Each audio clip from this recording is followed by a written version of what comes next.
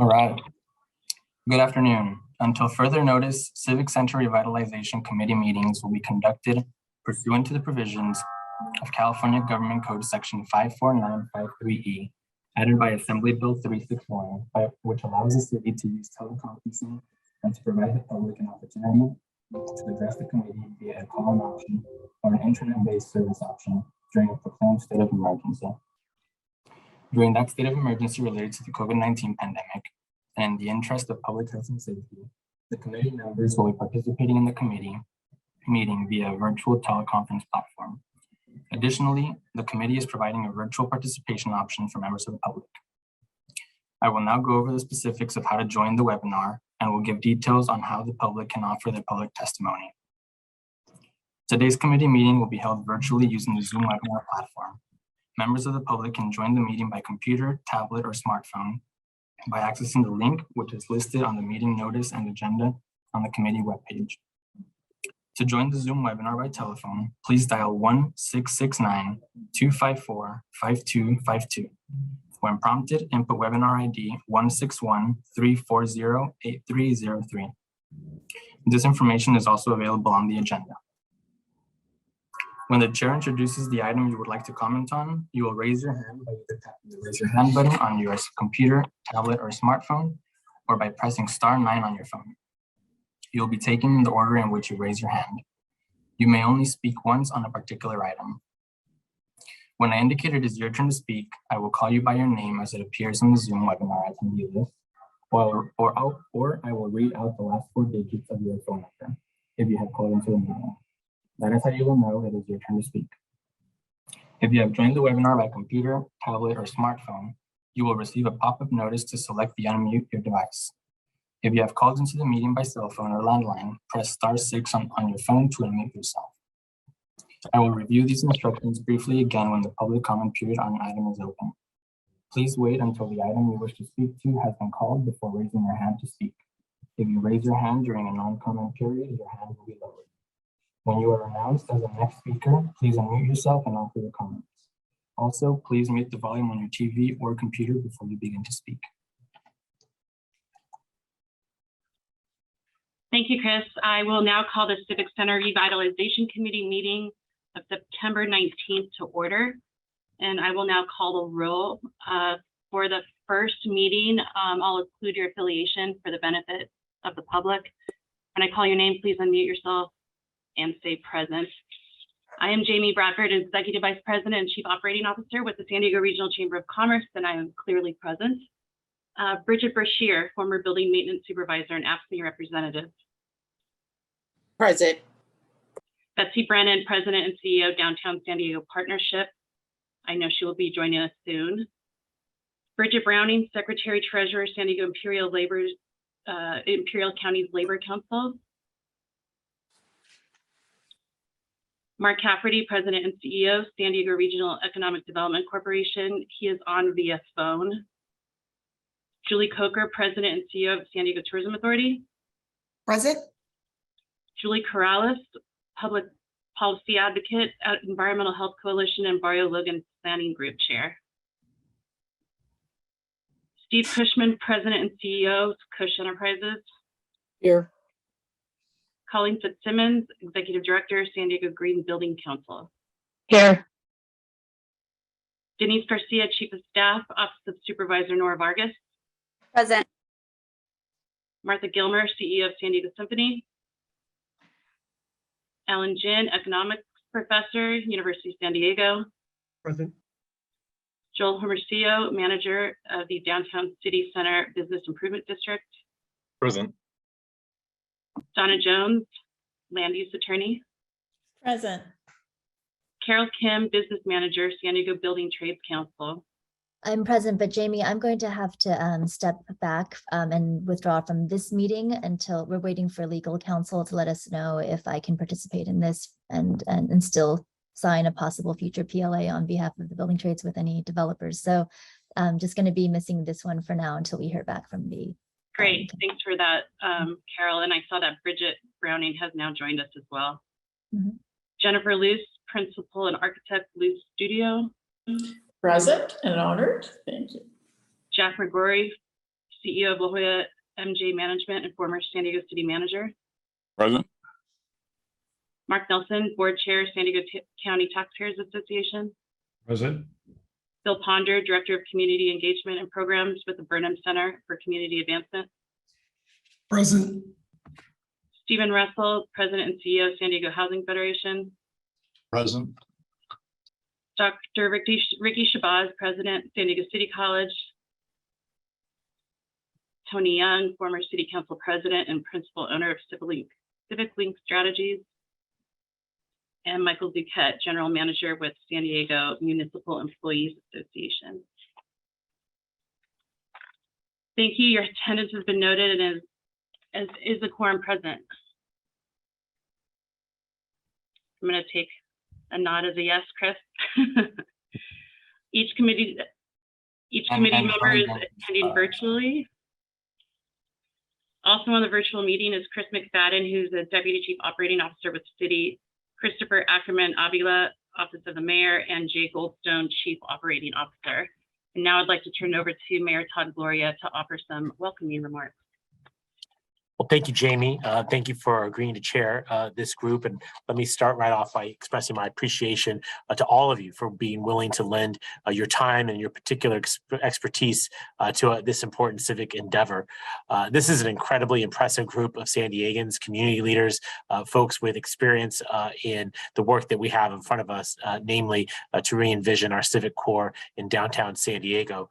I know that I can trust you all to help gather stakeholder input and input of the broader general public that will help us craft a vision for this enormously important undertaking. From my perspective, we are looking at a once-in-a-lifetime opportunity to make a huge difference for our city's downtown. I think many of you have been long involved in public affairs, and you recognize that we have waited far too long for this day. It's been 15 years since the city last abandoned its attempt to redevelop the property that is the focus of this group. And that was a missed opportunity and one that we can hopefully correct.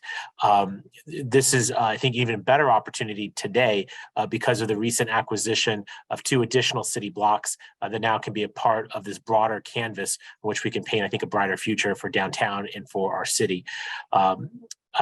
At this time, from my perspective, what is also different, not just the envelope of property that we're talking about, but the characters, the leaders that are involved. From my perspective, we have the political will, the energy, and the courage to see this project through. And so what you're doing here today is to make sure that we have a thorough understanding of what the public wants to see here, and hopefully the opportunity to invite creative ideas for the reuse of these publicly owned properties. By engaging the public now, it is my hope that we can set up those who choose to bid on this redevelopment opportunity with more information and to inspire them as they put together proposals that we can react to in the future. I'm really looking forward to the vision that will take shape for these 6 blocks. And again, I'm extremely grateful to all of you for lending some of your very valuable time to lead this public engagement process. I have a lot of optimism that years from now, we'll have something to point to as a group and as a city that we can have great pride in, and that you are all involved in helping to make happen. Many of you know that my parents raised me to believe that if you care about something, you're supposed to leave it better than you found it. I think this is a tremendous opportunity to leave our city, its workers, the public that rely upon us, and our downtown central core far better than we found it. So Jamie, thank you again for letting me provide those comments. And thank you all for the good work you'll be putting in over the next number of weeks and months. We could not do this process without you. And I'll turn it back to you, Chair. Thank you, Mayor. Thank you for the opportunity and the trust you have in this group to work on this important effort. I just want to thank everyone here today for taking time out of your busy schedules to assist the mayor and the city in this endeavor. We'll hear more about our specific role in a few minutes from Jay Goldstone, but I do want to highlight a few things before we get started. First, we'll be hearing from HCD at our next meeting. I expect they'll give us some boundaries to operate within as we review the different parcels. Their guidance will be critical for this process, so it's imperative that we receive it up front. Second, we received a joint memo from Council President Sean Elo Rivera and Council members Monica Montgomery Stepp and Raul Campillo. I would encourage all of you to review the contents of it as they clearly put in time and effort to communicate the recommendations to this community. I would also welcome the council members to address this group at a future meeting, whether that be the council president or any of them. I would also specifically welcome Councilmember Whitburn if he would also like to share his views with us, as his council district covers downtown. What I don't want to get to at the end of this process and not be on the same page as the city council. So I want to make clear that they're welcome to be part of it and would also invite their staff to join us at our meetings. Next, I was in touch with Carol Wallace over the weekend. Carol is the president and CEO of San Diego Theaters, which includes the Civic Theater. I felt it was important that we also have an understanding of the vision Carol and her board have for the theater. And so I've also invited her to present to us at a future meeting.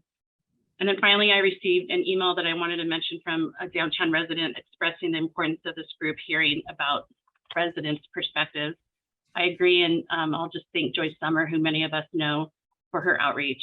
I've had the opportunity to touch with Betsy Brennan from Downtown Partnership on the best way to achieve that, and we'll hear more about that from Betsy during committee comment. And with that, we can turn to the agenda. I'm supposed to let the public know if you'd like to make general remarks about the revitalization of the Civic Center. The correct time to do so would be at non-agenda public comment, which we will take after the information and action items. This will give everyone an opportunity to hear from staff and about the purpose of this committee prior to giving remarks. Thank you, and I'll now turn to Christopher for some staff comments. Thank you very much, Chair Bradford. Hi, everyone. My name is Christopher Ackerman Avila, and I'm Mayor Todd Gloria's Land Use and Housing Policy Advisor.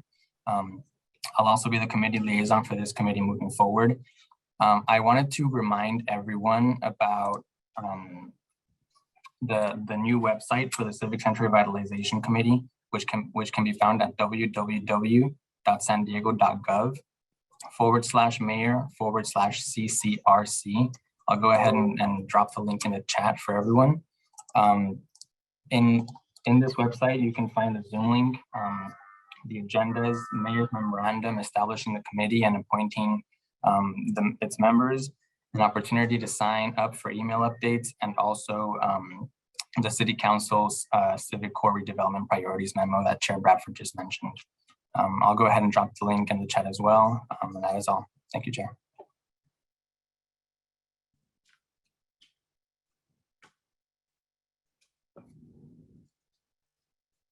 You're on mute, Jamie. Got to happen at least once, right?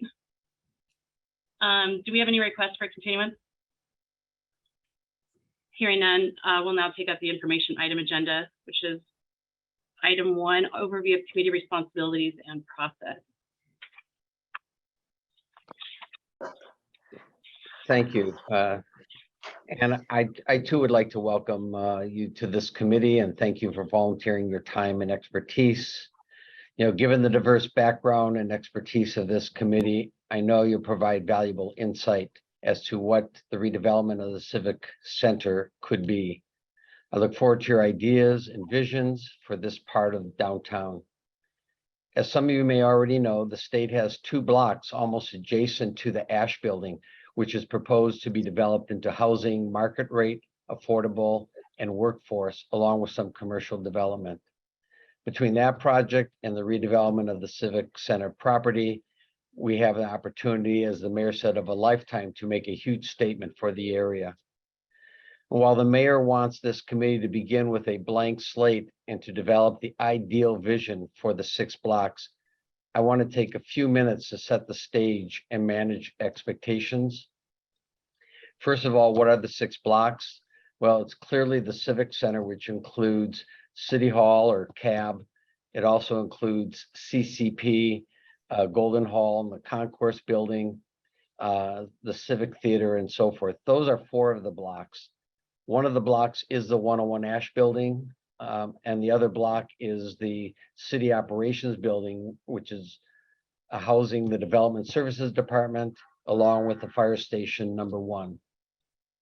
While we want to start with a blank slate, there are some conditions and guardrails that ultimately will impact what gets built and the process the city must follow. This will impact the final product. In simple terms, we not only expect whomever is selected to be obligated to build a new city hall and fire station, but must also follow the state's California Surplus Land Act. Under the act, once a public agency determines it has property it no longer has need for, The governing board, which is the city council of the agency, will hold a public hearing and declare the property surplus. This is true whether the public agency intends to sell the property or enter into a long-term ground lease, which I suspect in this case will be a long-term ground lease. Once this step is completed, the public agency must issue a notice of availability, also known as an NOA, to affordable housing developers who are registered with the state of California. That's probably one of the first restrictions and or conditions to any development. As part of the proposal, typically the affordable housing developer will partner with a market rate housing developer, as well as possible other developers with specific expertise, as such what we did for the Midway project. I'll talk for a couple seconds about that. But when the housing proposals are submitted, the act requires that at least, and I say at the minimum, 25% of the proposed housing must be at affordable 80% AMI or better. The public agency may add some development conditions, but those are limited. Again, if you think about the Midway Sports Arena development, the city was able to add the development condition regarding the renovation or new construction of the sports arena. This is because the sports arena already existed on the 48.5 acres. Drawing a parallel to this project, adding a development condition for a new city hall, new fire station, perhaps new civic theater should be permitted, but will require the state's approval. Adding too many other conditions may end up being rejected by the state's Housing and Community Development, or HCD, who ultimately has to approve the NOA before it's released. Now, I don't want to start this first meeting to sound like a showstopper to any creativity, but I just want to, again, manage everyone's expectations. As such, for an example, this committee may come up with 5 or 6 or more pieces to a master development that the city may only be able to include some of them as conditions. That is okay, because once the NOA is released, it will be the city's expectation that each developing team meet with this committee to get their perspective. Plus, this committee may produce a final report or some other documents that should be a guiding tool for any potential development team. But this is why the mayor and I want you to be as creative as possible when you develop the ideas for the new civic core. Now, from HCD's perspective, it is all about housing, and more importantly, affordable housing. While the number of housing units will take priority in the ranking process, it is not the only consideration. All things being equal, housing units will win. However, oftentimes all things are not equal. Finally, let me add one more variable to the deliberation process of this committee. The city has the option of declaring all 6 blocks surplus, and thus subject to the Surplus Land Act. The city also could withhold 1 or more parcels, not as surplus, and to be redeveloped as a public works project. For an example, if the city wanted to directly finance and build its own city hall or fire station, perhaps the city would not include a particular parcel or parcels for that purpose. As you discuss and develop your vision, I would ask you to keep that in mind. As of now, the city has not predetermined that outcome and would like your insight. There may be more questions and things to discuss as you meet, and staff will be available to answer questions and do some of the research homework for you. As Chris Ackerman had mentioned, he along with Chris McFadden will be a resource to this committee, as well as myself. Again, I want to thank you for agreeing to be part of this process. Look forward to your vision and insight as we move forward, and the ability to seek other public input. With that, I'd be happy to answer questions. As Jamie mentions, I know HCD will be here next week, or excuse me, at the next meeting, and we'll go into maybe more details and be available to answer some more specific questions as we move forward. Jamie, I'll turn it back to you. Thanks, Jay. I believe before we go to committee comment, we need to take public comment. If Adrian Granda wanted to also add some comments before that. Adrian? Sure, I'm happy to just chime in. Adrian Grand, I'm the Director of Government Affairs for the City of San Diego, under the leadership of Mayor Todd Gloria's office. I think I've done a fairly good job at connecting HCD with Jay, because Jay went over all the high points of Surplus Lands Act extremely well. And I don't have much more to add. As he mentioned, we will have a full briefing on the basics of Surplus Lands Act for the committee's benefit at the October 3rd meeting. We've had significant conversation and dialogue from our experience with the sports arena redevelopment, making sure we went from a procurement that was potentially in violation of the Surplus Lands Act to making sure we're constantly in lockstep in interpreting the Surplus Lands Act guidelines that were published in April of 2021 as dictated by AB 1486 from Assemblymember Ting back in 2019. So very much look forward to being able to facilitate continued strong communications between the city, this committee, and HCD, and happy to help answer any questions as well. Okay, we will now proceed with public comment.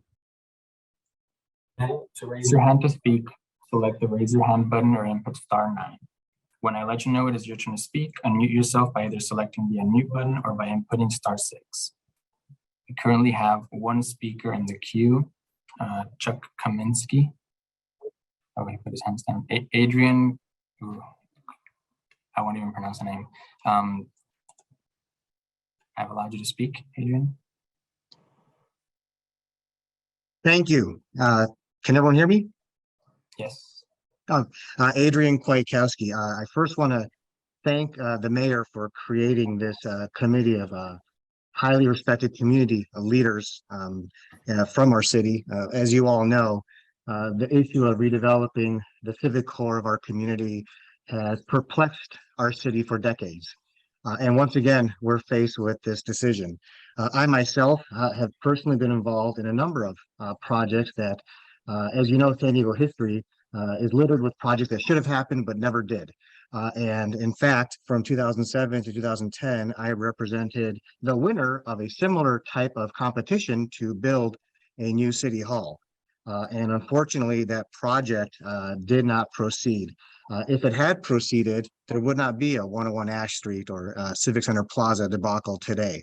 So I encourage you all to be creative, think outside the box, look at the history of San Diego that has great ideas of what could have been, and look to the future of what can be. This is a great opportunity to do something impactful for our city, for our employees, for the public. Our current city administration building, as we all know, has all the charm of a communist era Politburo building, and is not a place where we should be taking dignitaries or the community or employees. So think big. This is an opportunity to take a crisis and make something magical out of it. And so I look forward to participating as appropriate, and I wish you all well.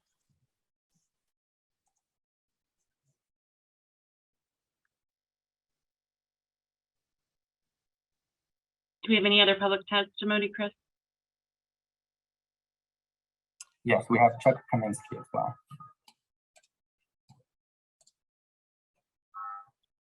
Thank you. I appreciate this opportunity. I welcome the panel of this Civic Core redevelopment project. I love the diversity of the panel that I'm seeing on my Zoom. It feels really good. I was involved with the Center City Planning Group. I was on that committee back in 1985 with the chair, Ernie Hahn.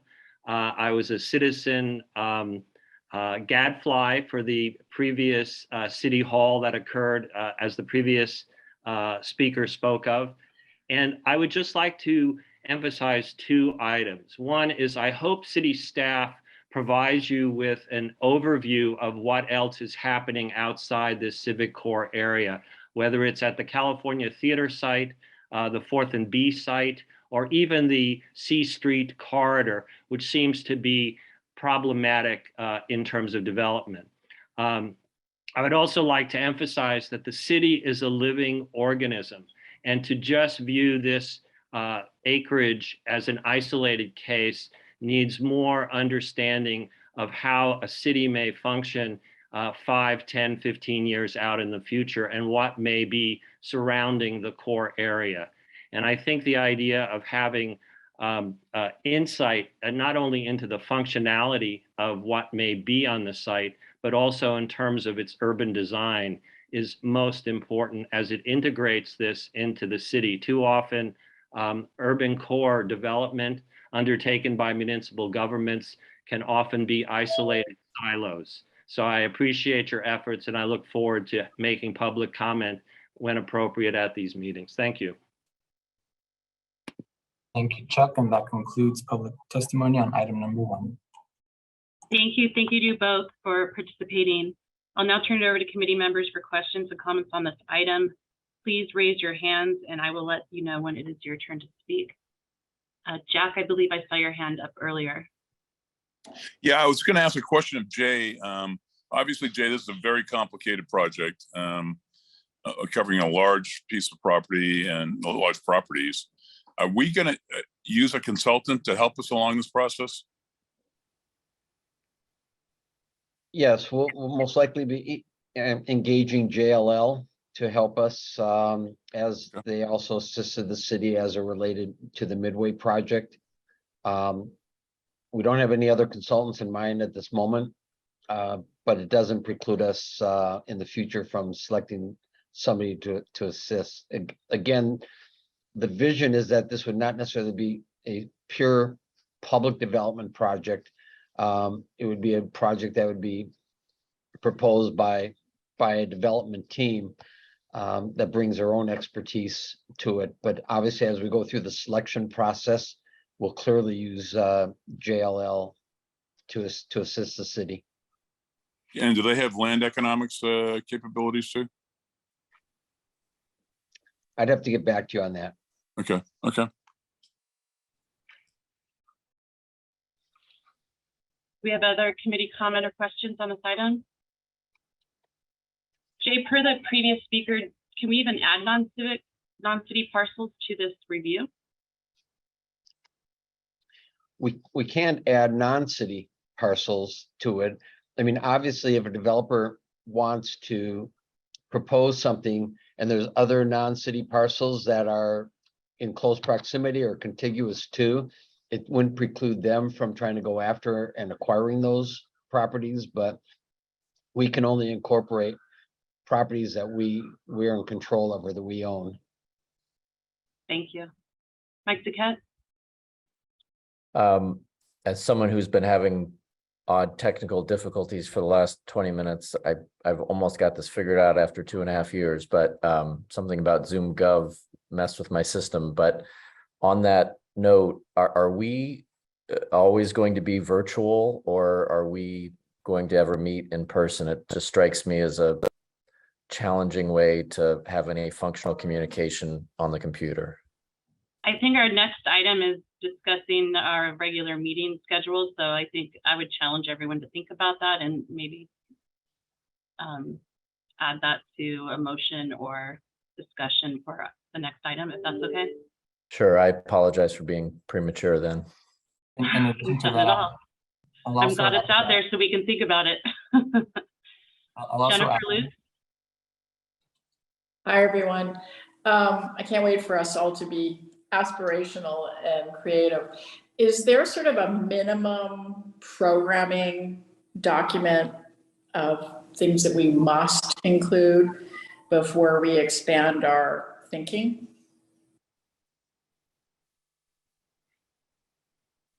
Not from a technical standpoint. Obviously, from the city's perspective, a new city hall really needs to be part of this process. So any condition that we put in the notice of availability at a bare minimum will include a new city hall.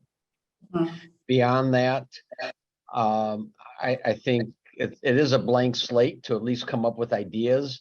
We'll have to run those ultimately by HCD, as I mentioned, to get their buy-in.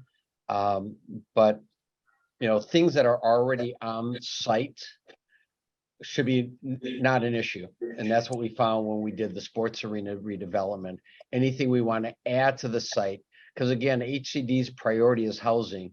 And the more sort of non-housing projects that we want to add takes away from the development of housing. And that's why HCD will we'll look more carefully at that. Tony, and does that answer your question? Would you No, like to go? I'll have a question later. I'll just wait. Thank you. Any other committee comment or questions? And I think we'll get quite a bit of guidance from HCD in our next meeting as well, hopefully. Bill Ponder. Yeah, I was going to ask, so are they going to come in and basically frame the structure in terms of how they're going to help and support, and how we then can ask questions in relationship to this? That's my first question. And secondly, is the process of going through the city council, have they or the mayor looked at creating a civic core district where there is then those parameters in terms of things that make sense in terms of the redevelopment? Has there been any initial discussion in terms of that? Your first question, I don't think HCD is going to come in here and tell you everything that you can or cannot do. I think they're going to set out parameters just so you understand what the Surplus Land Act is asking for. And again, I should have mentioned this maybe in my other comments. We're obligated to issue the NOA to affordable housing developers, and then we're obligated to have sort of a 90-day good faith negotiation efforts. If the city either, first of all, if no affordable housing developer proposes, then we're open. The slate becomes much cleaner to be able to put other conditions on the development. And or if we don't reach an agreement, a negotiated agreement with a affordable housing developer, which is highly unlikely, but let's say we don't, then if we have strong enough rationale for that, we go back to HCD, that gives us more flexibility.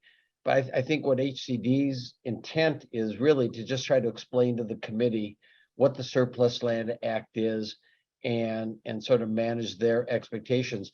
We could have affordable housing developers come in and propose, and I'll make this up and it may or may not apply, but 100 housing units, of which 25 are going to be affordable. And then everything else is other kinds of development in there. And if they happen to be the one that proposes the most housing and affordable housing, then we might only get 100 housing units out of this. Somebody else though may come in, and we saw this again with the Midway project, where somebody came in and bid proposed 4,000 housing units, of which 50% were going to be affordable. And they were subsequently the winning proposer. So that's not even predetermined how many housing units have to be, suggested. It's in comparison to all the other proposals. To your other question, no, the city council hasn't necessarily discussed creating a civic core district or anything of that nature. Not sure how that would fit into this process, but it's something that maybe this committee may want to discuss, and something we can learn more about the pros and cons of doing that versus going through the Surplus Land Act as a development option. Adrian, did you want to build on that? Yes, Chair. Just briefly putting a finer point on what Jay said, Surplus Lands Act dictates that, affordable housing and the most affordable housing, be the priority for the development team that wins. So I anticipate, your communications with the HCD and their surplus lands unit will be iterative, because as Jay said, they will not tell you what you can and can't do. You can bring proposals, you can bring questions to them, and they will say either yay or nay. And that goes for the development conditions, as well as how you might want to prioritize various hypotheticals. So they've been extremely helpful at providing that kind of technical assistance in the past, and I anticipate they'll join many of these meetings in the future. We also advise you all to maybe familiarize yourselves with the Surplus Lands Act guidelines as well, because that's extremely helpful as a baseline. Perhaps we can add that to the website so it's easily accessible, and the memo by the council members as well, if possible. Donna, did you have a question or was it answered?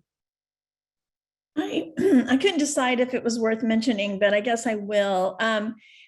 I liked what Chuck said about remembering to put the core area in context of what else is going on and thinking about future.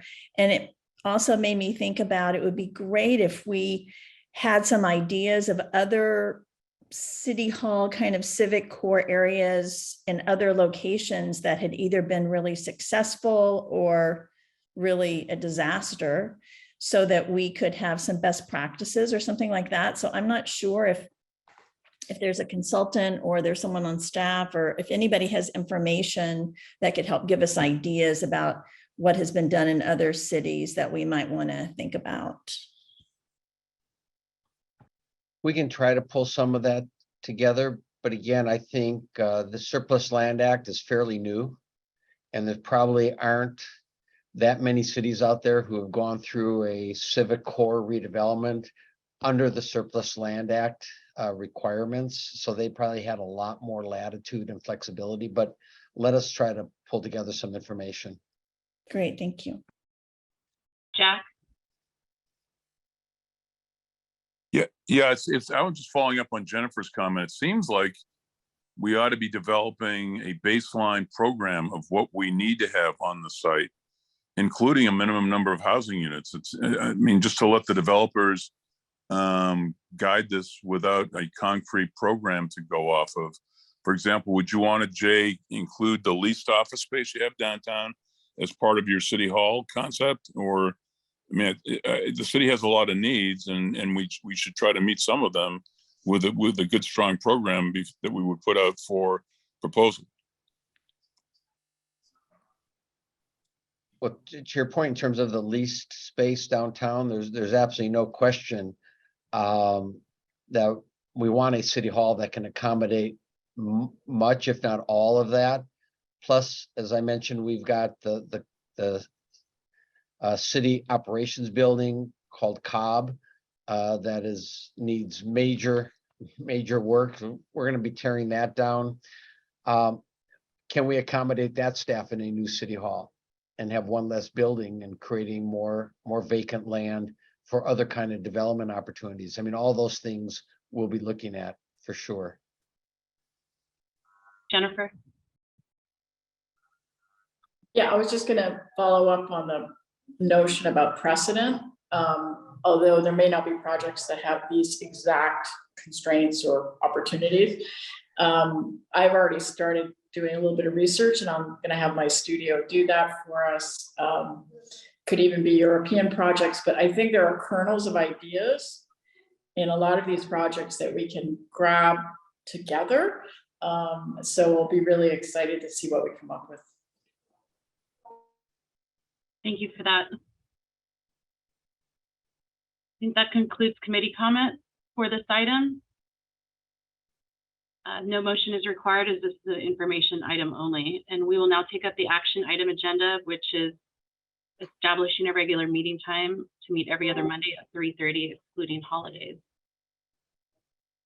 Alrighty, so the public comment period for this item is now open. If you have already joined the Zoom webinar online or by phone, please raise your hand if you wish to speak. Members of the public who wish to provide virtual testimony must enter the virtual queue by raising their hand before the queue closes. The queue will close when the last virtual speaker finishes speaking, or 5 minutes after the queue has opened, whichever happens first. To raise your hand to speak, select the raise your hand button or press *9. And if you could introduce yourself for the item, for the record. Yes. Hi, everyone. Again, Chris Ackerman, Mayor Todd Gloria's Land Use and Housing Policy Advisor. I'll need about 1 minute for this presentation. Action item number 1 proposes to establish a regular meeting time to meet every other Monday at 3:30 p.m. excluding holidays. In effect, the next committee meeting would be scheduled for October 3rd at 3:30 p.m. And then meetings after that would occur on a bi-weekly basis. The committee would still have the ability to adjourn a meeting or call a special meeting in person or otherwise, in accordance with Brown Act requirements. And that is all for the presentation. I'll go ahead and put up the dates on the screen as well. And we will now proceed to public comment. Is there any public comment?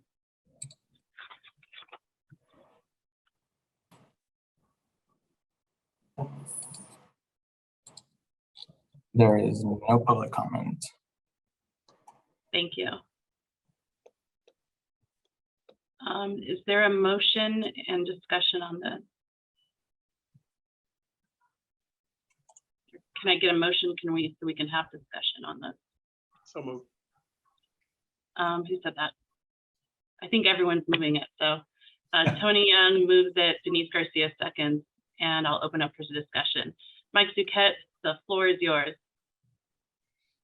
Well, I mean, I'm not here to try and make any edicts, but I just was curious if there was a reason we couldn't meet in person, and if so, I think that would be on balance a better thing to do. I get the convenience of these meetings, and if I may offer an opinion, that I think doing hybrids where some people are remote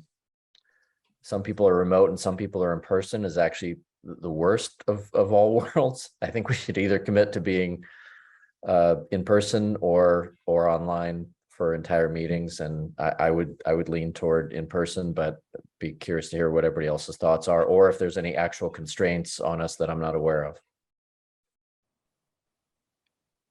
Stephen Russell. Yeah, I would just not just echo but strengthen the sentiment. I think that a working group for something that is so important to the city, more importantly, is about civic space. That if we aren't actually getting together in the same space, we lose something. I mean, otherwise we could literally run government virtually if we didn't need our civic office building. So I'm going to make a strong vote for meeting in person. Jay or Adrian or Chris, is there any constraints to meeting in person? Not from my perspective. I mean, other than just Do we have the finding, space? we could make this space available. You know, trying to think in terms of like we have a council committee room. If we're going to meet at the city hall, but if that becomes a direction of the committee, then we will find some space and then let everyone know whether it's going to be at city hall or some other city office space where everyone can convene comfortably. We could look into using the committee room in City Hall, but it might also be of the opinion of the committee that you want to get out into the community across the city to hear from the people of San Diego. So that's certainly on the table. For this action item, it would be to meet on these dates. And then we can determine, for example, on the October 3rd meeting, whether we want to meet in person to receive the HCD briefing, which would be virtual, but we can still be in person together as a committee. Yeah, so we can work on finding an in-person location. Tony Young? I'm fine meeting virtually, just so everyone knows it's very convenient. I do like I hang around Mike Zucchett though, and Stephen Russell. They're really nice people. So I'm good either way, but virtually is fine with me. Bridget Brashear? I'm all for meeting in person, but I will be having a grandchild in December and I will be going out of town probably for a couple of months. Hybrid would be better, at least until I get back. And also, as far as meeting at Mondays at 3:30, we will need to change that date because the committee room will not be available because of city council meetings. Mark Nelson? Thank you. I'm flexible. I concur with Mike's view that in person is preferable, but if there are situations where to accommodate somebody else or some other thing, a virtual would work. I was wondering though, since we are considering the reuse of these facilities, and I'm trying not to be a cynic here, but are there technical capabilities in some of those halls there in Golden Hall that we would meet there? And at least we would all feel the need for reuse if we're meeting in some of those rooms. I don't know if they could accommodate technically what we need to do to carry this out, but that is meeting space that we may want to take advantage of. So thank you. Thank you. Jack? You know, one compromise in this would be to do every other meeting in person and then virtual. Would be my suggestion. Thinking along the same lines. Donna? Yeah, I like the every other idea as well. And I know that there was some planning commission meetings in Golden Hall when for some reason City Hall wasn't available. So I do think they have the capabilities of having the meeting in Golden Hall. And I've been on a committee before where they decided we needed to meet in each city district so the public could come, and nobody showed up to any of the meetings. So I would prefer to stay in the Golden Hall or downtown area just because it's more central. And I do appreciate that the hybrid meeting is not the best. I think you do get the most out of an in-person meeting. I'm glad we're considering having at least some of our meetings be in person, but I also am sympathetic to this woman whose grandchild is coming and may want to be able to call in. So I do think we should have the opportunity to call in if there's something that makes it impossible for us to be at the in-person meeting so that we don't have to miss out. Thank you. Steve Cushman? So I agree that in-person is the best. And Mike Zucchett, we could meet at the port if you still have the meeting room across from closed center office. It's an easy place to park. It's a large room that could certainly hold this committee. If it's still there, is it still there, Mike? It was there last Tuesday. I can't speak firsthand since then, but that's a fine idea. I was also thinking the chamber, Jamie, has a lovely sized boardroom for something like this, but I agree with all of those. We are actually under construction. You got so it, Mike. Our boardroom is not a lovely size anymore. Julie Coker. Thanks, Jamie. Depending on the size, we have board space as well at our office, but I was also going to suggest what Jack suggested, every other one. Obviously, in my line of business, I'm all about face-to-face, but the reality is with this happening twice a month for an hour, just commuting and meeting in person every other week is a lot on everyone's time. And I think we all can agree we're still short-staffed. And we're still trying to, get everything done. And we certainly are very committed to this project. But just speaking personally, to make sure that we have representation there, for me, it would be easier if it were every other meeting virtually, as opposed to everyone being in person. Thank you, Julie. Julie Corrales. Hi. So I think that I want to echo Mike Zucchett's comments about hybrid being really, really difficult, especially if you bring in a public component. We've tried to do it and we had to back away from it. It's just a whole other level of technical and stuff. So I really encourage us not to do hybrid, to do one or the other. I also like the idea of alternating. If there's times where we want to pour over some plans, maybe we make those in person. But my biggest point is that if we do plan to meet out in the community, which I think we will, we have to make, I would suggest that we make those special meetings so that folks that working class folks can make it out. So I just want to put that out there, that public meetings in the districts, which I think we should have, need to be special, and the time needs to be revised so that folks can make it. Thank you, Julie. Denise Garcia. Thank you, Jamie. I agree with Jack and Julie of alternating dates of virtual and in person. Hybrid doesn't work. I agree with most of you that said hybrid doesn't work, but it would be helpful to have some virtual options as well. Thank you. Bridget, did you want to speak again? Or is that old? Yeah, just a FYI, Golden Hall is not available due to the shelter. Thank you. And Jennifer? Yeah, just to add to maybe the special meeting list, I think it would be really great for all of us to do a walkabout of the site. I know we all are familiar, but to do it together and talk about it, even if that was on like a Saturday morning, I think would be so beneficial for the team. Thank you. Maybe that is something that can be done before one of the in-person meetings. I think that concludes our committee comment. I'm hearing a bit of a consensus for every other. It seems okay. And I understand you said, was it Adrian, that HCD is going to be here virtually? Is Adrian still on, or Jay? I think that's what he has said. I think he had to drop off going back to city council. Yeah. But they would be virtual, which if everyone else was in person could work, but depending what you want to do for the next meeting. I was leaning towards doing one more virtual, since they're going to be virtual, and then we'll go in person in the following one if people are amenable to that. Yep. Plus it gives you a chance to find an alternative site. Yeah, we could better notice it, I think. Okay. Do I need to have an Did you amendment want to me the to make a motion, or are we?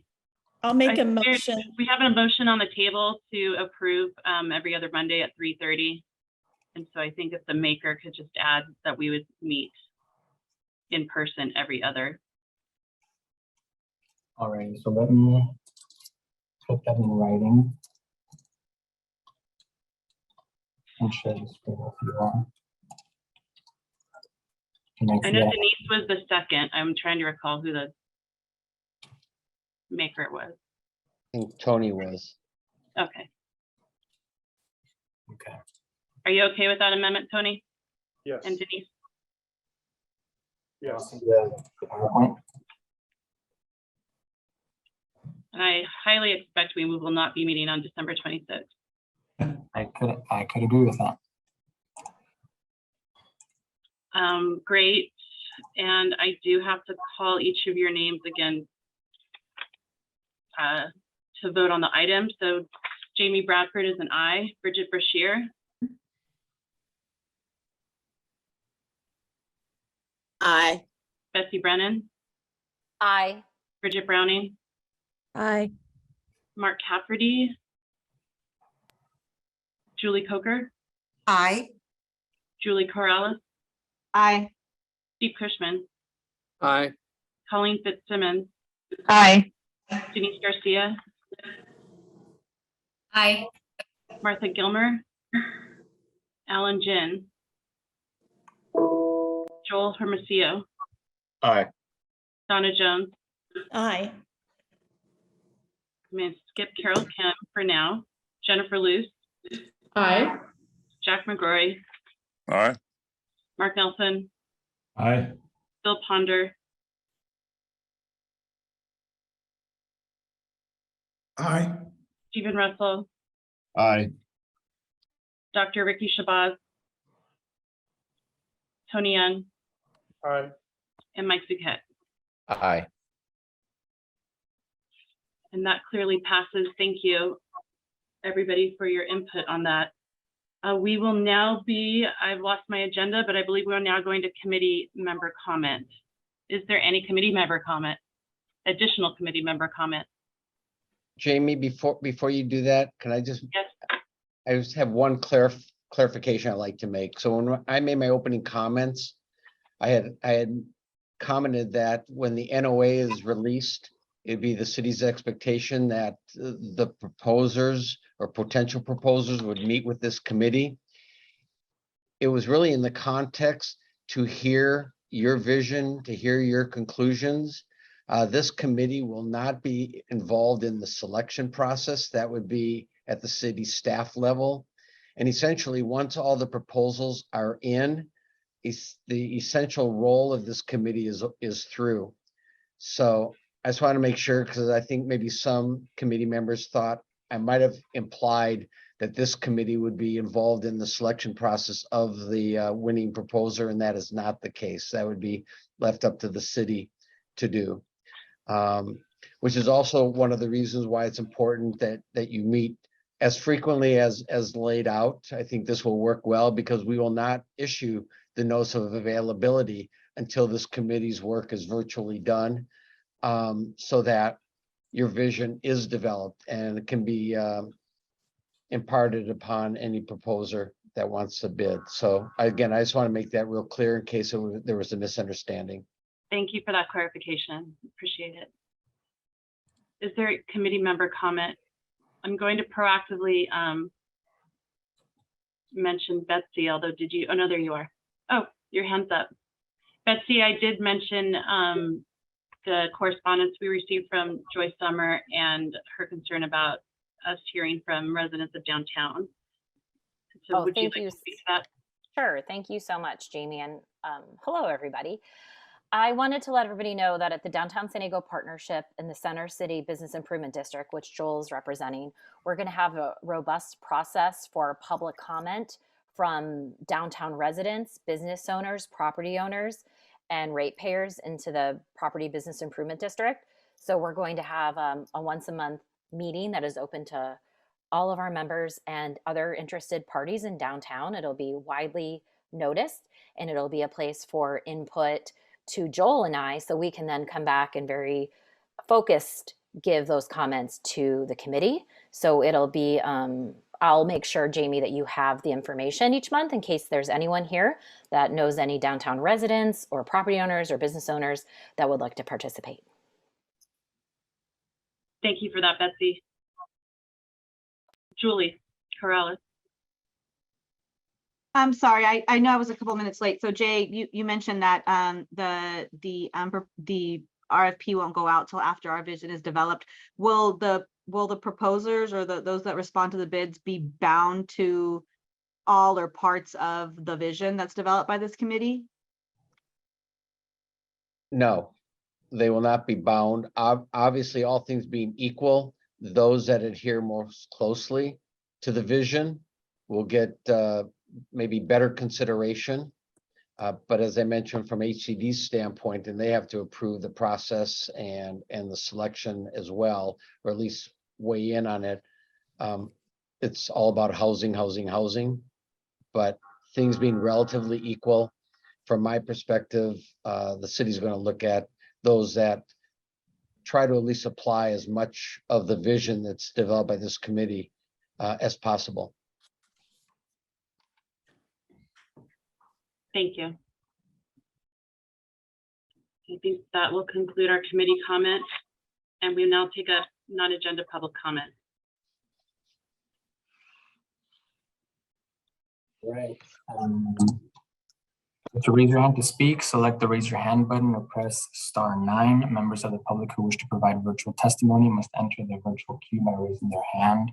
Before the queue closes, the queue will close when the last virtual speaker finishes speaking or 5 minutes after the queue has opened, whichever happens first.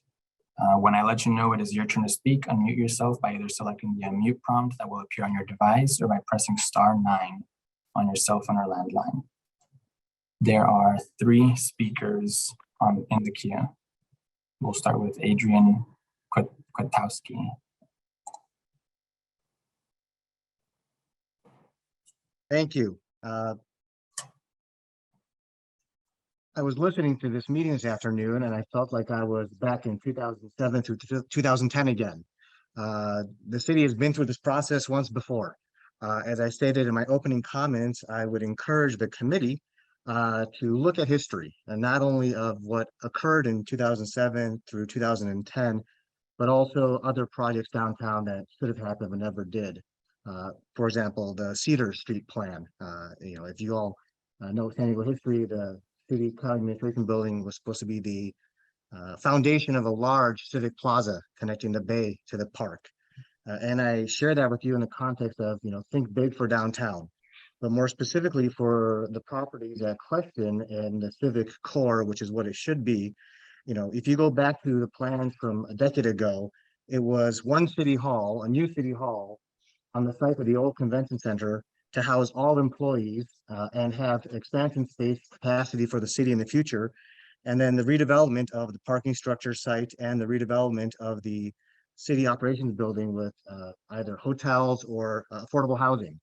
So those plans, the plans you're talking about now, have existed for over a decade. And I just think it'd be beneficial for everyone to see what past visions were presented before you start looking at future visions, but you're on the right track. And as I stated in my opening comments, I am very confident that the high quality of members of this committee will come up with a great vision for our city. And I know you have to obviously dot all the i's and cross all the t's and comply with state law, but think big about this underutilized and underappreciated asset and make San Diego proud. And let's get something done finally. So thank you. Thank you, Adrian. John Paul Schwartz. Good afternoon, everyone,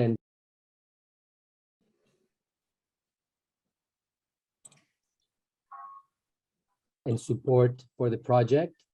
As a resident of San Diego downtown and business owner for over 20 years, I would like to pitch to all the members of the committee that we should allow the opportunity for small brokerages to represent the city on the leasing on any potential space that is going to be developed.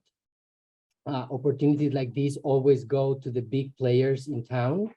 And I think that diversity, women-owned and minority-owned brokerages should be allowed the opportunity to represent the city leasing this beautiful space that you're all going to put together for the beautiful city of San Diego. Thank you.